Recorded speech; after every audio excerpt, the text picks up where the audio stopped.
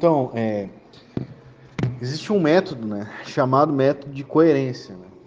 O método de coerência é o seguinte: toda visão de mundo ela deve ser coerente, senão tu vai ficar com um problema mental. Então, né, para te entender como as coisas funcionam, etc. Né? Essa cosmovisão ou esse ponto de partida de uma cosmovisão, que é a epistemologia dela, deve te dar pelo menos aquilo que é suficiente para te não ficar louco da cabeça, tá?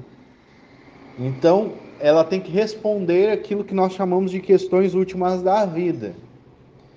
Toda a cosmovisão.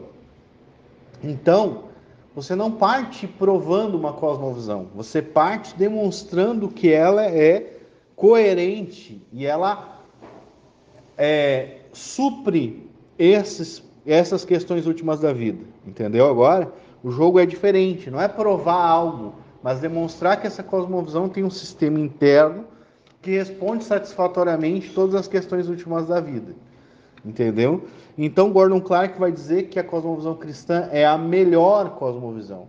Então, ele prova que a cosmovisão cristã é a melhor, né? Já o Jung vai dizer que a cosmovisão cristã é a única é, é a única possível. Não é só a melhor, é a única possível racionalmente. Tá? E aí nós temos aí Van Til, né? A cosmovisão de Van Til, ela não vai estar mais preocupada com responder esses pontos de questões últimas de uma maneira coerente, com esse método de coerência.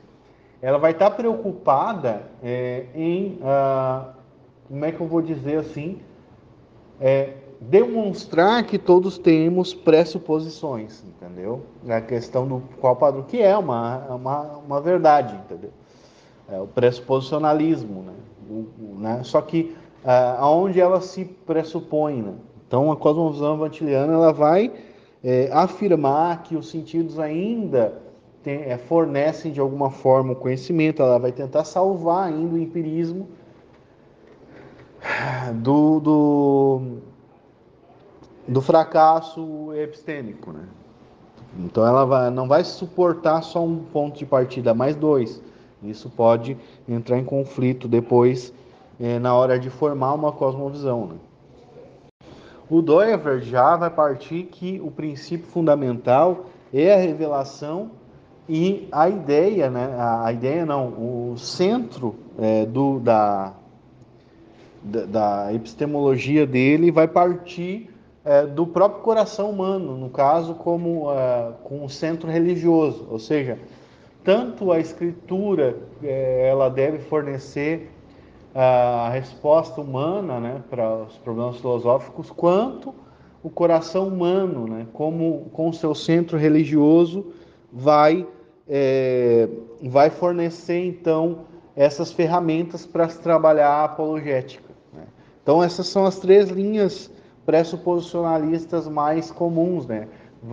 Quatro, vamos dizer assim: Gordon Clark, o escrituralismo, o Jung, que, embora ele não se diga, ele é um deducionista bíblico, que é praticamente um escrituralista. Daí tu vai ter o Van Til, e tu vai ter o Van Til, o Gordon Clark, e tu vai ter o Doiverd, né?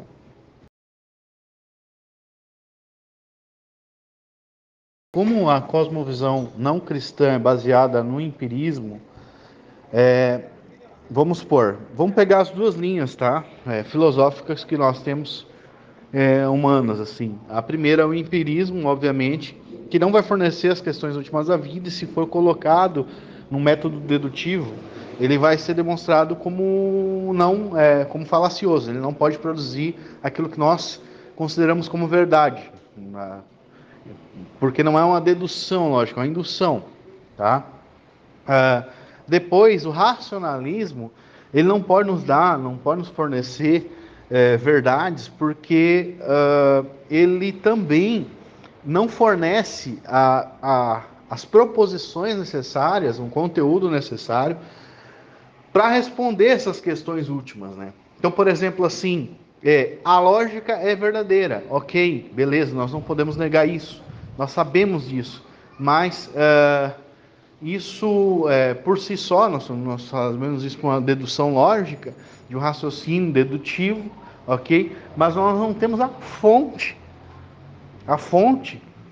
da própria verdade. Nós temos só a dedução lógica a partir do raciocínio, tá?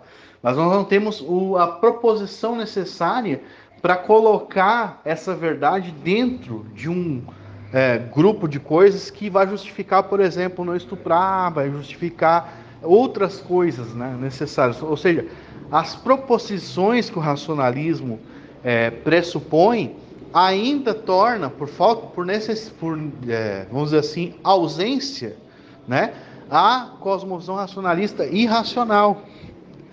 Por quê? Porque se só existem as leis da lógica e matemática, nada impede que eu faça todo tipo de coisa absurda, né?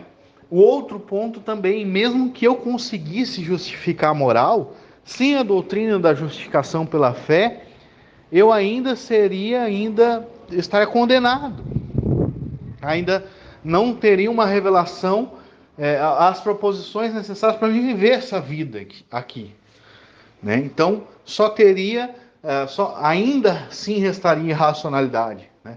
Mesmo com um racionalismo, por mais absurdo que pareça, pela falta de proposições necessárias para justificar a minha vida, as minhas ações, né? Como é que eu vou dizer? As minhas decisões, né? Minha crença, né? Então não tem um fundamento pelo qual eu possa viver de maneira racional, né? Não há uma necessidade, entendeu? Então, por exemplo, no protestantismo, a fé ela é mais importante que as obras. A crença, na verdade, é mais importante do que as obras, porque nós somos justificados pela fé e não por obras.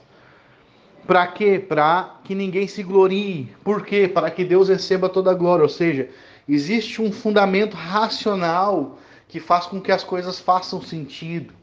Né? Porque descobrir a verdade. Porque a verdade é mais importante do que simplesmente descobrir toda essa revelação. É mais importante do que simplesmente fazer o que é correto.